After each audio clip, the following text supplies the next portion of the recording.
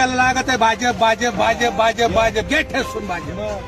खरी बरं नाही तर काय असं चालू राहिलं तर एक दिवस शेतकरी संपून जाईल.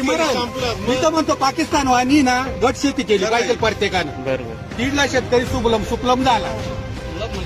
काय वगैरे काय 760 रुपये गेला 760 रुपये. लागतो लोकायला हा ना काय सांगायचं शेतकऱ्याचं बार काय राहणार सांगा बरं. किती घेणार येऊन पैसे आता आहे ना बरं इलेक्शन झाले ना हा. त्यामुळे आता त्यांना गरज नाही. डायरेक्ट बोलून दिलं. त्यांना गरजच नाही राहिली.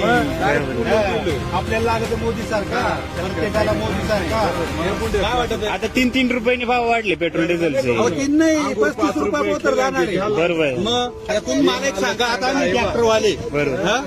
आता समजा जर 5 रुपयानं डिझेल वाढलं हो पाहुणे थांबा. 5 रुपयानं डिझेल वाढलं बरोबर. आम्ही 500 रुपये तिकडे शेतकऱ्याचे लगेच लोकांनी टाकून बरोबर. मेला का शेतकरी जिवंतपणी 100%. मग आता हे 700 रुपयाने किती पैसे येणार आहे काहीच त्याला? नाही काहीच नाही खरी परिस्थिती आहे. मग